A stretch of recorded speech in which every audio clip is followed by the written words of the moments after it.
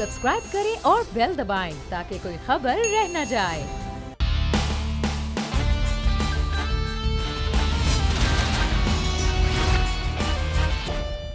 अस्सलामुअलैकुम। The special report with Mudassar Iqbal के साथ हाजिर खिदमत है। नाज़रीन, बहुत से जो आइनी मामलात, सियासी मामलात वो अदालतों में आज नज़र आए हैं। एनए डेस्का के हवाले से बात की जाए तो जो 10 अप्रैल को इलेक्शन होना था उसे फ़िलहाल सुप्रीम कोर्ट ने मुलतवी कर दिया है, उसको कैंसिल नहीं मुलतवी किया गया है। और दूसरी जानिब मरियम नवाज़ के हवाले से कि वो अकेली आएँ, नैब ने ये इस्तदा की थी लाहौर हाई कोर्ट ने, लेकिन लाहौर हाई कोर्ट ने कहा सियासी मामलात को अदालत से बाहर रखा जाए, अमनो अमान की सूरत हाल बरकरार रखना रियासतों की जिम्मेदारी है। लेकिन साथ ही साथ आज एक और बड़ा अहम फैसला सामने आया है और वो है पंजाब में बल्दियाती इदारों के बहाल होने का हुक्म। यानी जो चेयरमैन थे, जो लोग मेयर थे, जो काउंसलर्स थे, वो वापस अपने सीटों पर बहाल हो गए, क्योंकि इसको आइन से मुतसादिम मामला कहा गया जो पंजाब हुकूमत ने किया। बाकी तमाम सूबों के अंदर आइनी मुद्दत पूरी की गई बल्दियाती इदारों की जानिब से, लेकिन यहाँ पर आइनी मुद्दत से पहले ही उन्हें घर भेज दिया गया था। अब अगले आने वाले दिनों में इस मामलात पर किस तरह से पंजाब हुकूमत फैसला करती है, लेकिन कल का दिन बड़ा अहम है और वो है मरियम नवाज़ की नैब में पेशी के हवाले से। पीडीएम में दरार की बातें हो रही हैं, लेकिन पाकिस्तान पीपल्स पार्टी पंजाब के सदर कमर जमान कायरा खुद पाकिस्तान मुस्लिम नून की नायब सदर के हमरा और उनके काफिले के हमरा पीपल्स पार्टी की क़यादत भी कर रहे हैं। क्या वाकई और बर्फ़ भी पिघल गई है और जो कश्ती में सुराख हो गए थे वाकई वो भर गए हैं? आज इस सूरत हाल पर बात भी करेंगे। हमारे साथ इस वक्त मौजूद हैं नज़ाब, सीनियर सहाफ़ी, तजज़ियाकार और एडिटर इन चीफ बोल। लगारी साहब, बहुत शुक्रिया आपके वक्त का। हमें ज्वाइन किया है नादिर गबोल साहब ने, पाकिस्तान पीपल्स पार्टी के रहनुमाए। गबोल साहब, आपका भी बहुत शुक्रिया। लाल चंद साहब इस वक्त हमारे साथ मौजूद हैं, पाकिस्तान तहरीक इंसाफ के रहनुमा। लाल साहब, आपका भी बहुत शुक्रिया। सबसे पहले नादिर गबोल साहब, आपसे आगाज़ कर लिया जाए तो फिर जो बातें थीं, जिस किस्म के एक दूसरे पर इल्ज़ामात थे, जो सिलेक्टेड की गर्दानें थीं और कुछ पाकिस्तान मुस्लिम नून के रहनुमाओं की जानिब से तो आस्तीन के सांप तक के अलकाबात थे, वो सब खत्म हो गए और दोबारा पीडीएम शेर व शुक्र हो चुकी है और पाकिस्तान पीपल्स पार्टी वैसे ही पीडीएम का हिस्सा है। और जो 26 को लॉन्ग मार्च होना था वो कल रैली की सूरत में आपकी जमात होगी। जी बिल्कुल, बड़ी खुशाइन बात है कि अपोजिशन को एक बहुत बड़ा चैलेंज सामने आ रहा था कुछ मिसअंडरस्टैंडिंग्स की सूरत में, जो कि स्पेशली मीडिया में बहुत ज़्यादा इल्ज़ाम तराशी हो रही थी एक दूसरे के ऊपर। ये जो बातें थी, ये बातें इंटरनल पार्टी की मीटिंग्स में होती या लीडरान के दरमियान प्राइवेटली होती तो बेहतर थी, मगर मीडिया के ऊपर इस तरह की बातें बड़े अफसोसनाक था, क्योंकि इससे फ़ायदा सिर्फ और सिर्फ इमरान खान को मिल रहा था। तो शुक्र है कि बहुत जल्दी दोनों पार्टीज़ ने एहसास किया कि हमने इमरान खान को फ़ायदा नहीं पहुंचाना, हमने अपोजिशन को नुकसान नहीं पहुंचाना, इसलिए दोनों तरफ से कॉम्प्रोमाइज़ हुआ है और अपने अपने वर्कर्स और लीडरान को इंस्ट्रक्शंस दी गई हैं कि स्पेशली मीडिया पे। गबोल साहब, जहां इसका मतलब है बदएतमादी की फ़िज़ा हो, वहां इस किस्म की बातें होती हैं, तो ये लीडरान की सतह पर बदएतमादी का मामला आया है तो ये बातें हुई? नहीं, देखें, जो जरदारी साहब के लिए कुछ बातें एसोसिएट की जा रही थी कि शायद जरदारी साहब बोला नवाज शरीफ साहब के बारे में, ये मीडिया में ये बातें चल रही थी। हालांकि उसके बाद मरियम नवाज साहिबा आई थी टीवी पर, उन्होंने बोला कि मैंने बड़े एहतराम से जरदारी साहब से बात की और मीडिया में कुछ रिपोर्ट्स आ रही थी कि शायद मरियम साहिबा ने जरदारी के साहब के खिलाफ खुदा न खासा कोई गैर मतलब तमीज़ के दायरे को छोड़ के कोई बात की हो, ऐसे इसमें कोई सच्चाई नहीं थी। तो उसके बाद फिर हमारे टॉक शोज़ पे दोनों तरफ से जो हमारे पॉलिटिशियंस थे वो भी थोड़े जज्बाती और इमोशनल हो गए थे, तो उसको बेसिकली कंट्रोल करने की ज़रूरत थी और जो कि अब कंट्रोल हो गया। और अभी आप दोबारा से देखेंगे कल इंशाल्लाह मरियम नवाज साहिबा के साथ पीपल्स पार्टी का वफ्द भी शरीक करेगा और सपोर्ट का इजहार करेगा और आने वाले दिनों में दोबारा से आप देखेंगे कि भरपूर तरह से चलें आगे देखते हैं कि अगले आने वाले दिनों में असल मसला इस्तीफ़ों का है, उस पर पाकिस्तान पीपल्स पार्टी की बात मानी जाती है या मौलाना और मुस्लिम नून की। लालचंद साहब, ये तो आप कह रहे थे, आपकी जमात कह रही थी कि ये पीडीएम जो है वो गैर फितरी इत्तेहाद है, वो अब टूट फूट गया है, लेकिन वो दोबारा इकट्ठे हो गए। ठीक है, 26 मार्च को लॉन्ग मार्च तो नहीं हो सका, लेकिन कल उन्होंने लाहौर में एक छोटा सा मार्च, एक छोटी सी रैली आपकी हुकूमत के खिलाफ वो तैयार कर ली है, तो कहीं ना कहीं खतरा तो अब पीडीएम की सूरत में अब भी मंडला रहा है आपकी हुकूमत के लिए।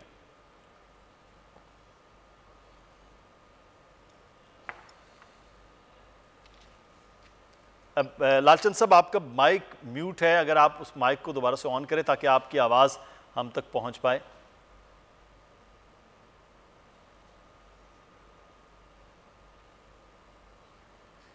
जी लाल साहब। अच्छा, दोबारा से हम रब्ता करते हैं लालचंद साहब से।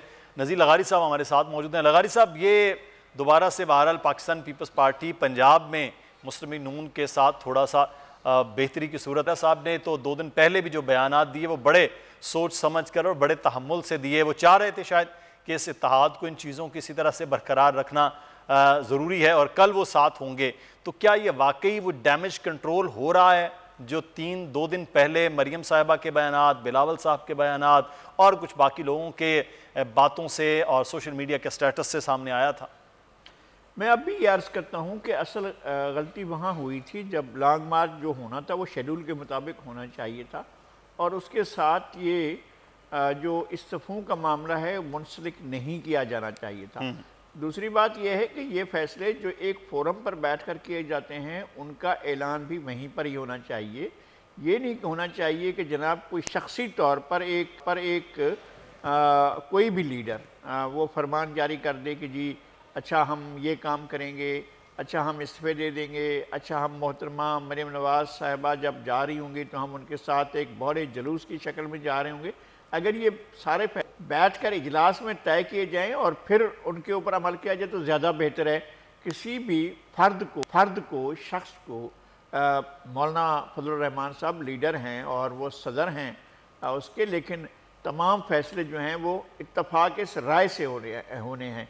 ये नहीं है कि अगर कोई अक्सरियत की बुनियाद पर फैसले करने हैं तो वो नहीं है। जितनी शेरपाव साहब की बात का वज़न है, जितनी अचकज़ई साहब की बात का वज़न है, जितना डॉक्टर मालिक साहब की बात का वज़न है, जितना मेंगल साहब की बात का वज़न है, इतना ही मौलाना की बात का वज़न है, इतना ही मरियम नवाज़ साहिबा की और इतना ही बिलावल भुट्टो ज़रदारी साहब की बात का वज़न है। अगर ये बातें समझ ली जाएँ तो मेरे ख्याल में आगे मसाइल पैदा नहीं होंगे, इसलिए कि ये तमाम चीज़ें इत्तफाक राय से होनी हैं और इत्तफाक राय से। लगारी साहब, पर ये भी तो इत्तफाक राय कि एक तरफ 9 जमातें हों और दूसरी तरफ बिलावल साहब अकेले हों।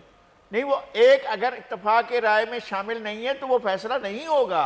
मैं ये कह रहा हूँ वीटो हो गया ना सर। यहाँ पर जमहूरियत का मामला नहीं हो कि एक तरफ जो हो तो वहाँ बाकियों को मान लेना चाहिए। जमहूरियत का मामला ही नहीं है। तमाम पार्टियां एक फरीक के तौर पर एक ऐसी वहदत में शामिल है जिसका नुकात उन्होंने दे दिए थे कि भाई इतने नुकात हैं, हम इन पर मिलकर इत्तफाक राय से फैसले करेंगे। फैसलों का इत्तफाक राय से होना ही जो है वो सबसे बड़ी बात है। और ये नहीं है, हुकूमत के लिए तो वैसे भी हवाएं जैसी चल रही हैं वो तो हमें नज़र आ रहा है, और आज बहाल हो गया है वहाँ पर सिस्टम जो है पंजाब का, तो उन्हें वहाँ दूसरी जगहों पर भी बहाल करना पड़ेगा और जाना पड़ेगा बल्दियाती इलेक्शन की तरफ। या तो इलेक्शन की तरफ जाएं या इदारे बहाल करें, वो भी हो गया है। लेकिन मेरा ख्याल है कि अब एक बात तमाम फरीकैन को ये समझ लेनी चाहिए कि कोई भी एक रुकन PDM का अगर फैसले में से इख्तलाफ करता है तो जब तक कि वो नहीं मान जाता उस वक्त तक वो फैसला नहीं हो सकता है।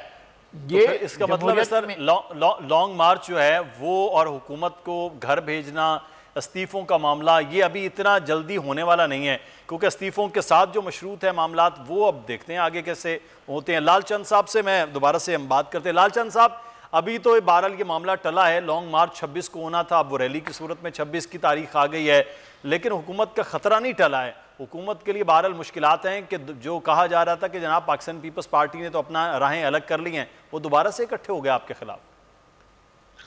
देखिए, PTI पहले भी समझती थी ये गैर कुदरती एक अलायंस है, ये नहीं चल सकता और इसका चलना नामुमकिन है। इनका सिर्फ एजेंडा एक ही है, वो अपनी करप्शन बचाने के लिए मुतहद होते हैं और फिर वो बिखर भी जाते हैं। आपने देखा कि 2 दिन हुए हैं, 2 दिन पहले एक दूसरे पे ये दोनों पार्टी इल्जामात लगा रही थी को एस्टेब्लिशमेंट की पैदावार कौन है। बिलावल पे इल्जाम लग रहा था, मरियम साहिबा लगा रही थी कि एस्टेब्लिशमेंट फिर उसको जो है पाल पोस के बड़ा कर रही है। इसी तरह उसने इल्जाम लगाया कि लाहौर में जो खानदान है उसका ताल्लुक जो है वो है एस्टेब्लिशमेंट से रहा है और उन्होंने पैदा किया है। तो लिहाजा ये एक ऐसा जो अननेचुरल अलायंस है, इसका आगे चलना मुमकिन नहीं है। और आज खास तौर पे अगर आप देखें कि इसका कोई डायरेक्शन नहीं है। पीडीएम आज डायरेक्शन लेस है, उसको पता नहीं है कि हम इकट्ठे हैं भी या नहीं है, हम लॉन्ग मार्च करेंगे या नहीं करेंगे, हम इस्तीफाए देंगे या नहीं देंगे। तो इसी सूरत हाल में पाकिस्तान तहरीक इंसाफ समझती है कि उसको जो अपने रिफॉर्म्स है, जो उनका अपना एजेंडा है, उस पर अमल करना चाहिए और उसके लिए कोशा होना चाहिए। और उनसे कम से कम पीडीएम से हम नहीं समझते कि हमें कोई खतरा है, क्योंकि इनको खतरा तो इनको खुद को अपने वजूद से हो गया है। जिस तरह से आपने देखे नवाज शरीफ बाहर हैं और असद जरदारी साहब ने कहा कि आपको अगर तहरीक चलानी है तो आप वापस आए, इसी तरह दूसरी पार्टी भी इल्जाम लगाती रही है। तो इनको अब पीडीएम से खतरा है, पीडीएम से तहरीक इंसाफ या तहरीक इंसाफ को अब कोई खतरा लेकिन लालचंद साहब, एक खतरा तो बहरहाल अब आपके लिए है कि 12-12.5 करोड़ की आबादी के सूबे में बल्दियाती इदारे बहाल हो गए, जिसमें इससे पहले भी तकरीबन 70-75% पाकिस्तान मुस्लिम नून के ही बल्दियाती नुमाइंदे थे। अब आपको पता है कि ग्रास रूट लेवल की जो जमहूरियत है, जो इदारे होते हैं बल्दियात, वो अगले आने वाले इलेक्शन के लिए बहुत ज़्यादा इफेक्टिव होते हैं। तो ये अब आपके लिए मुश्किलात है। ऐसी सूरत में जब महंगाई आपसे काबू नहीं हो रही है, सूरत हाल काबू में नहीं आ रही है, तो बल्दियाती इलेक्शन कराना पड़ गया, तो क्या करेंगे आप? देखिए, हम इसको मुश्किलात नहीं समझते, इसको भी हम एक अपॉर्चुनिटी में हम इसको कन्वर्ट करेंगे। अभी तक इसका डिटेल्ड फैसला आएगा, उसको देखा जाएगा। और मैं समझता हूँ कि ऑलमोस्ट जो है, पहले जो बल्दियाती इदारे थे जिसको सुप्रीम कोर्ट ने रेस्टोर किया है, वो अपना टाइम पूरा कर चुके होंगे या उनका टाइम खत्म होने वाला होगा। ये थोड़ा सा देखने की जरूरत है। लेकिन पाकिस्तान तहरीक इंसाफ खुद इस बात पे यकीन रखती है कि ना सिर्फ यहाँ के जो हमारे बल्दियाती इदारे हैं वो मजबूत हो, लेकिन ये डेवलपमेंट का जो है, लोकल डेवलपमेंट का जो पूरा जो कैरेज है वो लेके चले। सो वफाकी इदारे या सूबाई इदारे खुद ना, लेकिन लोकल गवर्नमेंट के थ्रू जो है जो लोकल सतह पे डेवलपमेंट्स हो, तो हम उसको देखेंगे। और अगर सुप्रीम कोर्ट का फैसला है तो उसको पाकिस्तान तहरीक इंसाफ हर सूरत में वेलकम ही करती है। तो ये तो बहरहाल अब देखना है कि बल्दियाती इदारे एक बड़ा अहम मामला होता है, इसके बाद चीज़ें किस तरह से बदलती हैं वो अहम है। लेकिन एक चीज़ याद रखनी चाहिए कि वज़ीर आला पंजाब सरदार उस्मान बुज़दार इस वक्त मुख्तलिफ अजला के तरक्याती मनसूबों के बजट का ऐलान कर रहे हैं। तकरीबन हर ज़िले के अंदर जाकर 25 से 30 अरब रुपए के तरक्याती बजट का आगाज़ हो रहा है। कल भी वो गुजरांवाला डिवीज़न में मौजूद थे, शेखोपुरा गए, हाफजाबाद गए, फिर गुजरांवाला आए, अब दीगर जो अजला है उनकी तरफ भी जा रहे हैं भारत। लेकिन हम इसी पे बात करते हैं दोबारा से पीडीएम के हवाले से। नादिर गबोल साहब, एक मामला है कि अब क्या जो असल मामला है वो है हुकूमत को घर भेजने का। मुस्लिम नून और बाकी 8 जमातें वो ये चाहती हैं कि इस्तीफ़ों के ज़रिए इस हुकूमत को घर भेजा जा सकता है, दूसरा रास्ता नहीं है। आप कहते हैं इस्तीफ़ों के बगैर ये तहरीक को आगे बढ़ाना चाहिए, लॉन्ग मार्च। तो असल जो मुद्दा है वो है हुकूमत को घर भेजना। आपके तरीक़ाकार से तो फिर हुकूमत घर नहीं जाएगी, वो तो फिर आप इलेक्शन लड़ेंगे, इलेक्शन के बाद फिर इलेक्शन है जिसकी तैयारियां दोबारा से ज़मीनी इलेक्शन की वो हो रही हैं। तो फिर हुकूमत तो वहीं के वहीं है, आपकी हुकूमत भी वहीं है। आप खुद हुकूमत छोड़ने का रिस्क नहीं ले सकते सिंध में, इसलिए आप इस्तीफ़ों के हामी नहीं? देखिए, हमें ये फीलिंग है इमरान खान की जो जहनियत है उससे हम वाकिफ़ हैं। अगर हम इस्तीफ़ा दे देंगे तो इमरान खान साहब, आपको क्या लगता है वो असेंबली डिसॉल्व कर देंगे? नहीं, वो बाई इलेक्शंस करवाएंगे, चाहे मुल्क का जितना टाइम जाए हो, चाहे जितने रिसोर्सेज अच्छा नादिर, प्रोग्राम में एक बार फिर से बात करेंगे। इस वक्त जो दोनों जानिब हुकूमत और अपोजिशन में एक कशमकश सी नज़र आ रही है, उस सूरत हाल पर लालचंद साहब भी हमारे साथ मौजूद हैं और गबोल साहब ने भी हमारे साथ ही मौजूद हैं इस वक्त। लालचंद साहब, इस वक्त बहुत ज़्यादा बातें की जा रही हैं वज़ीर आज़म की जानिब से, हम ये भी करेंगे, ये भी करेंगे, ये भी बेहतर है। लेकिन सर 2.5 साल गुजर गए, पौने 3 साल का तकरीबन अब वो अरसा गुजर चुका है आपकी हुकूमत आए हुए। अब कितना वक्त मज़ीद दरकार है कि आवाम को बुनियादी तौर पर वो रिलीफ पहुँचे? उसके असरात कब आएंगे? जी बिल्कुल, अब कोई इंतजार की ज्यादा जरूरत नहीं है। आपको पता होगा कि कल भी एक बैनुल अक़वामी इदारे ने जो एहसास इमरजेंसी कैश प्रोग्राम था उसकी बहुत ज़्यादा अप्रिसिएशन की है कि किस तरह से तबाही से बचाया लोगों को कोरोना के दौरान इस प्रोग्राम ने। पाकिस्तान तहरीक इंसाफ एक फ्लैगशिप प्रोग्राम में इसी एहसास के तहत एक और सब्सिडी का प्रोग्राम ला रही है, जिसके तहत 3 करोड़ ख़ानदानों को आइडेंटिफाई कर लिया जाएगा इसी साल जून तक, और फिर उनको डायरेक्ट सब्सिडी दी जाएगी। आपको पता है जिस तरह से मुल्क पाकिस्तान तहरीक इंसाफ को जिन हालात मुश्किल हालात में मिला था, अब उन मुश्किल हालात से बहुत हद तक बाहर निकल आया है और पाकिस्तान तहरीक इंसाफ की हुकूमत डायरेक्टली उन तबकात के तहफ़्फ़ुज़ और खास तौर पे गुर्बत के अगेंस्ट तहफ़्फ़ुज़ के लिए बहुत कॉन्क्रीट और ठोस इक़दाम उठा रही है, जो तबकात बहुत ही वल्नरेबल है और जिससे कोविड से और मुख्तलिफ महंगाई की वजह से वो अफेक्ट हुए हैं, तो उनको कवर करने के लिए ये प्रोग्राम जल्द लॉन्च कर दिए जाएंगे। और आप देखेंगे कि आप डॉलर की आप जो देख रहे हैं, आज भी आपने पढ़ा होगा 155 रुपीज से वो नीचे चला गया है डॉलर की जो वैल्यू है पाकिस्तानी रुपये के अगेंस्ट में।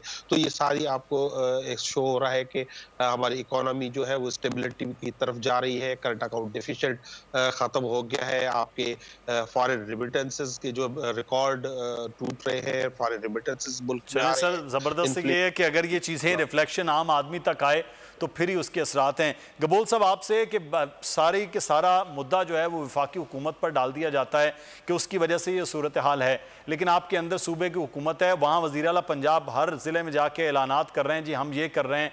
आपके वज़ीर आला सिंध वो क्या अगले आने वाले दिनों के लिए कर रहे हैं कराची की आवाम के लिए, बाकी सिंध के जो अजला हैं वहाँ के लिए? को आप लोगों ने बड़ा पैकेज सोच रखा है या फिर अभी यही गर्दान है कि वफाक पैसे नहीं दे रहा है सिंध के?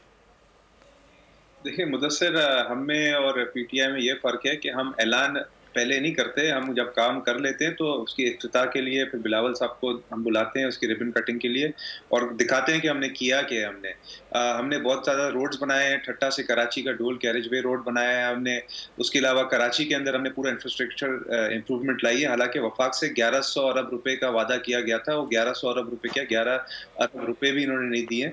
तो हम अकेले ही काम कर रहे हैं कराची के अंदर। कराची पूरे पाकिस्तान का है, कराची पूरे पाकिस्तान को खिलाता है, मगर अनफॉर्चुनेटली पूरा पाकिस्तान कराची को वापस सपोर्ट नहीं कर रहा। सिर्फ सिंध हुकूमत अकेले ही सिंध सूबे के साथ साथ कराची शहर को भी सस्टेन कर रही है, जिसके लिए हमारे को एक वाकई में पैकेज 1100 अरब का वाकई में पैकेज की जरूरत है। अगर कराची के अंदर जितने भी इश्यूज हैं पानी सूरज की, तो उसके लिए मुफ्त में तो ये काम नहीं होते ना। यहाँ से रेवेन्यू जनरेट हो रहा है, तमाम पोर्टों से रेवेन्यू जनरेट हो रहा है, आया चंडीगढ़ रोड से सिर्फ सदर मार्केट से खरबों रुपए का रेवेन्यू जनरेट हो रहा है, मगर वापस कराची के अंदर इन्वेस्ट नहीं किया जा रहा। तो वो 14 एमएनएस जो है हम उनको भी ढूंढ रहे हैं, 1100 अरब रुपए को भी ढूंढ रहे हैं, इमरान खान साहब को भी ढूंढ रहे हैं जो प्राइम मिनिस्टर यहाँ से मुंतखब हुए थे, कराची की एक सीट से मुंतखब होके गए थे और फिर दोबारा कभी कभी आते हैं, वो भी गवर्नर हाउस में ही बैठ के वहीं से चले जाते हैं। सूबे की कमान तो आपके पास है ना गबूल साहब, अब वो 14 एमएनएस को ढूंढ के आपने क्या करना है? आपकी कमान आपके पास है, आप करें सर, ये तो काम तो आपका है।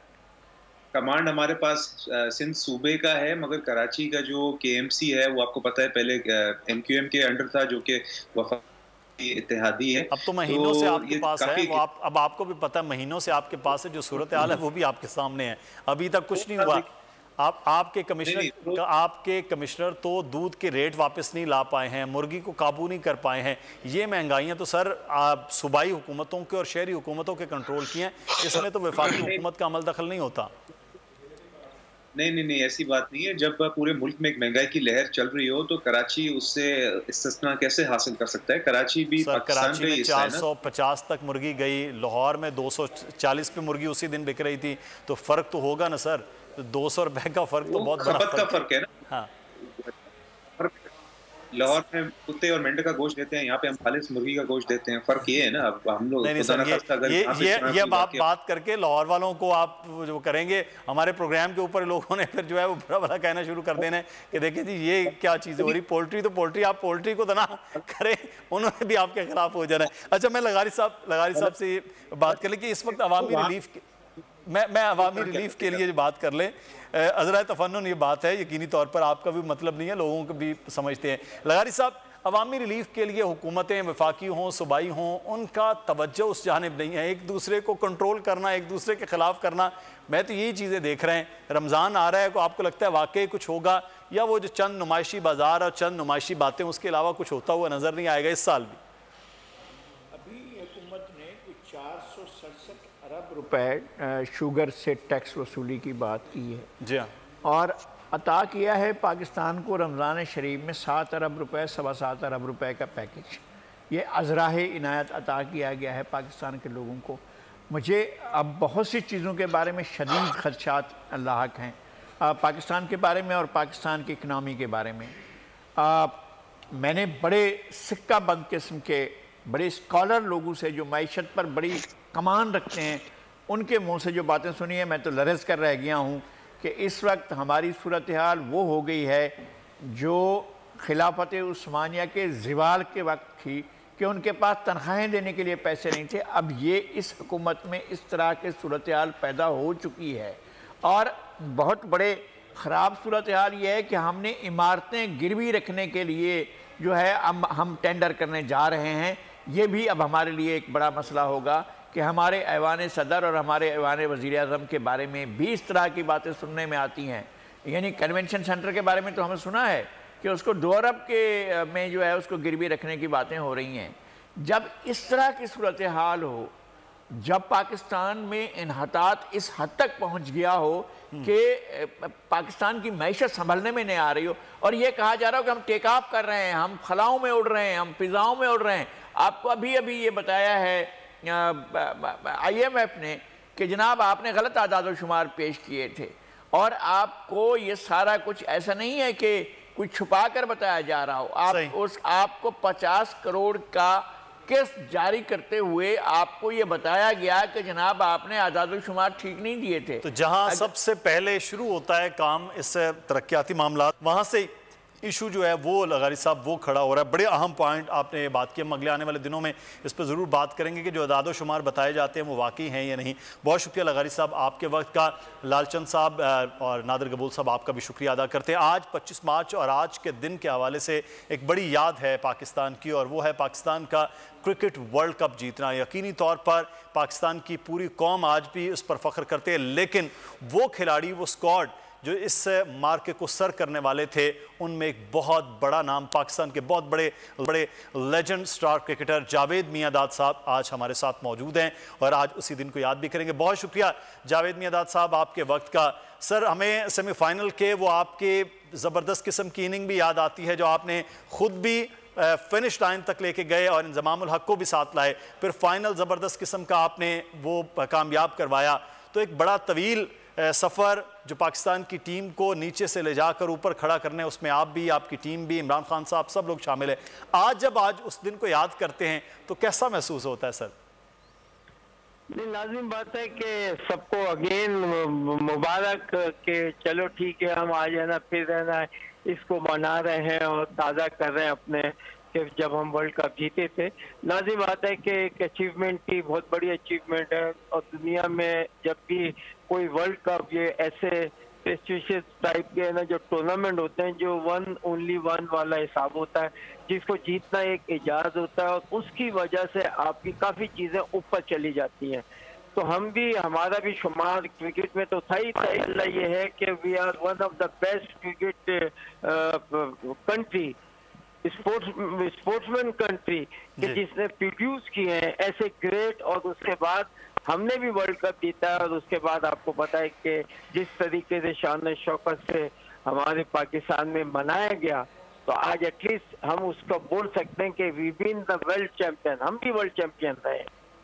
मियांदाद साहब, उसके बाद वो पूरा एक सफ़र है, फिर आपके ही साथी और आपके बड़े क्लोज साथी इमरान खान साहब वो वज़ीर आज़म भी आज बन गए हैं, लेकिन क्रिकेट की सूरत हाल आज भी आपके सामने, आपसे ज़्यादा बेहतर तबसरा उस पर कौन करे।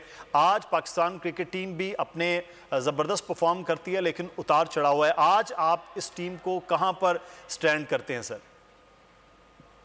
नहीं बादल, टीम तो अच्छी है, देखिए ये तो आते जाते रहते हैं, मगर ये है कि स्टेबल टीम नहीं है, मैं ये कहूँगा, क्योंकि मेरे हिसाब से एज ए माई एक्सपीरियंस के बहुत जल्दी चेंजेस आ रही है एवरी मैच में, एवरी सेकंड मैच में, थर्ड मैच में। एक टूर्नामेंट के बाद आप देखें रीशफलिंग ऐसी है कि आप प्लेयर को बनने ही नहीं दे रहे।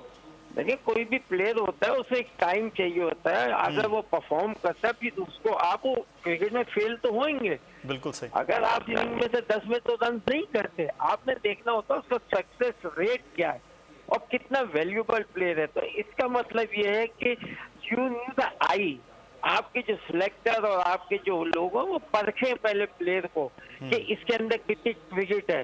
तो बड़े लोग हमारे टाइम पे भी थे जो पुराने क्रिकेटर थे, वो देख के बताते थे कि इसमें क्या फर्क है और किस तरीके से ये प्लेयर जो है ना बन सकता है, उसके ऊपर वो करते थे। आप देखो हनीफ मोहम्मद साहब, मुश्ताक मोहम्मद हनीफ मजूम साहब, मुश्ताक मोहम्मद, सादिक मोहम्मद, ये सारे वो प्लेयर थे जिनको देखते थे और उन लोगों ने ना उस वक्त ऐसे होता था कि ये पाकिस्तान के लिए बड़े प्लेयर निकलेंगे।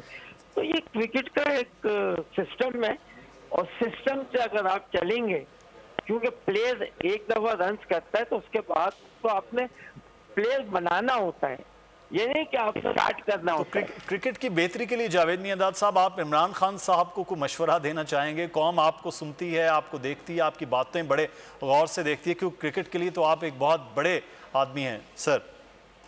नहीं, कुछ दोनों मतलब वो इत्तेफाक नहीं था कुछ, क्योंकि मैं समझता हूँ कि था हमारी, देखें क्रिकेट किस जमाने में कौन से वक्त में बहुत अच्छी हुई और बड़ी कॉम्पिटिटिव क्रिकेट हुई, और वो टाइम था जब AH काजदार साहब ने एक फॉर्मेट चेंज किया था और आपने इदारों को डाला था, और इदारों की वजह से ये फायदा हुआ था कि इदारों की वजह से देखिए पाकिस्तान की सबसे बड़ी मुश्किलात इस वक्त है क्या, माशी हर आदमी क्रिकेट खेलना चाहता है, आपके पास पैसे ही नहीं है। बिल्कुल सही। Pakistan is not like England country. देखिए इंग्लैंड ऑस्ट्रेलिया, वहाँ पर बच्चे माँ बाप पे बर्डन नहीं है ना, माँ बाप बर्डन नहीं है बच्चों पे। वहाँ की सोशल लाइफ है कि वहाँ की जो गवर्नमेंट है they provide each and everything and they look after everything। इस मुल्क में ये है कि आपको खुद हर चीज करनी पड़ती है। अब मुझे बताएं 20,000 का बैट कहाँ से गरीब आदमी लाएगा, और स्पोर्ट्समैन गरीब आदमी बनता है। तो एक टाइम अगर 5-10 साल आप वैल्यू करें ना, कि अभी 10 साल पहले 15 जब हम खेल रहे थे तो हम कितने टाइम पे वर्ल्ड चैंपियन थे, और हमारी क्रिकेट, हॉकी, मियांदाद साहब बड़ा एक अहम आपने पॉइंट डिपार्टमेंटल क्रिकेट के हवाले से जो आप इस बात के कर रहे हैं, ये तो बड़ा ज़रूरी है, और इसी की वजह से हॉकी भी शायद वो पीछे गई है। तो इस पर यकीनी तौर पर किस दिन मजीद आपसे वक्त लेंगे कि डिपार्टमेंटल क्रिकेट या फिर इस वक्त रीजन की क्रिकेट की बहाली किस चीज़ से हो सकती है। जावेद मियांदाद पाकिस्तान के स्टार लेजेंड हमारे साथ मौजूद थे। 29 बरस हो गया पाकिस्तान को 92 को वर्ल्ड कप जीते हुए, उसके बाद हम वर्ल्ड कप तो नहीं जीत सके, बहरहाल टीम की कारकर्दगी आज भी बेहतरीन जा रही है। मुदस्सिर इकबाल को इजाज़त दीजिए, अपना ख्याल रखिएगा, अल्लाह हाफ़िज़।